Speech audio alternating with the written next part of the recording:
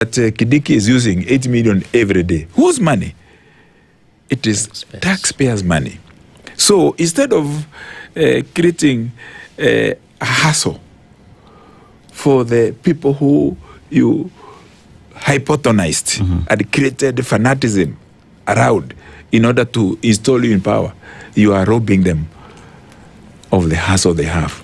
So joblessness, unemployment, depression, auctions of properties is the cornerstone of the deception or the deceptive politics and the campaign that happened. So you campaigned as you campaigned on a platform of hope, but you are governing as a taxman.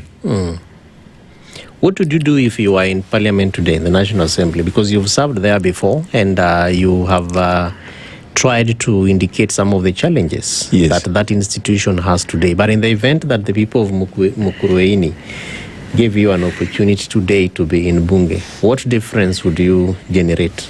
Well, it's unlikely, on a light note, it's unlikely that Mukurweini will give me an opportunity again because I will not seek it.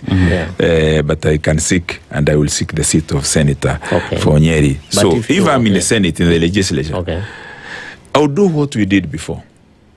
You know, you mentioned about being in the executive at the parliament then. Alongside my friends, Dr. Kelemi Mweria and the Honorable Derito Moreithi.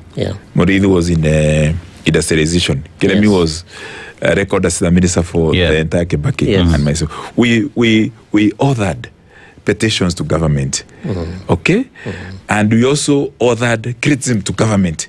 If you remember, Kelemi had a column. Every Sunday. If you remember, I was almost every weekend writing in one of the dailies and questioning issues even within our ministry. Even on the floor of the House. We broke mold by disagreeing with our boss, the president, Mwai Kibaki then, and our minister. Who was delegated in the docket on issues to do with Youth Enterprise Fund and also renaming of Nyao Stadium in order to incorporate independence, even LAPSET program. We questioned.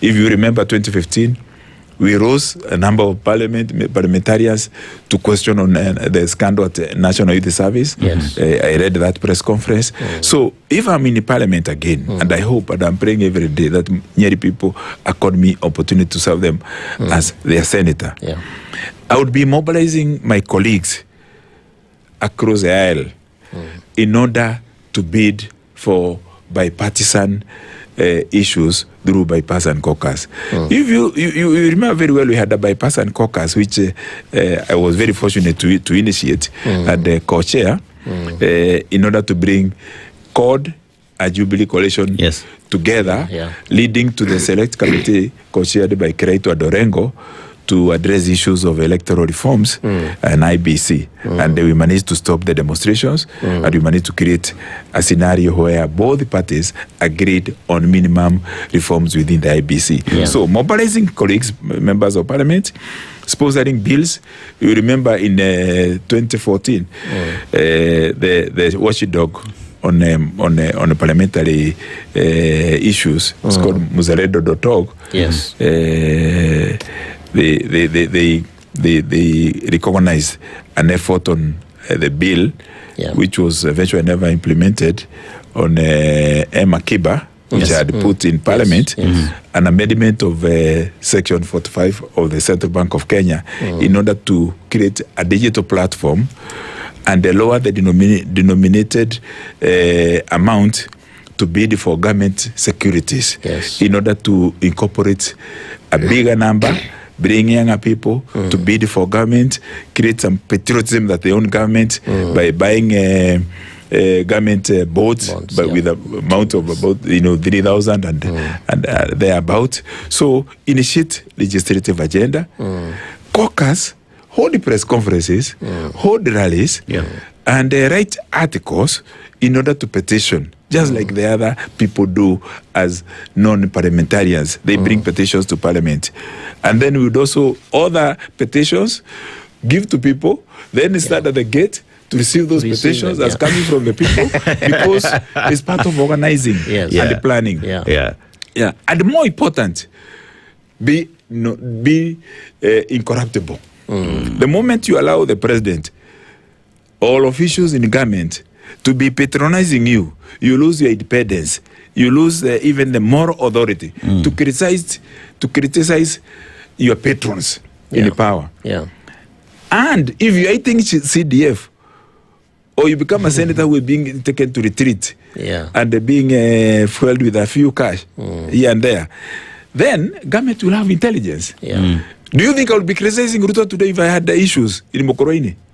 Or I had a dirty political engagement or financial transactions that are questionable? Most of politicians don't speak. In fact, we have had scenarios where even colleagues would ask you, why are you asking this? You know, we put one of the questions that has never been answered in Parliament, I mentioned here 2 years ago, is the question we put on tax transfers. You know, the multinationals negotiate with the treasury and the other docket in order for them to be given tax evasions. The other question that was, there were two questions. The Carroll report, the one that was investigated by John Gedongo when he was a PS for governance and ethics. I put that question, and for 2.5 years, Treasury and Attorney General's office declined to come to appear before the committee in Parliament to answer my question. And unfortunately, even Parliament was complicit in that matter.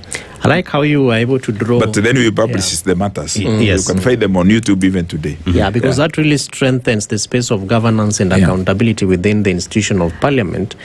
And you have also indicated why it is a challenge to some of our current parliamentarians. But I'm just wondering, because as you talk about a bipartisan engagement... that you worked on 2015 all the way to around 2018 etc. 2016. Yes, 2016. As we speak now, because that was then, but this is now. We also have a similar arrangement called the broad-based government.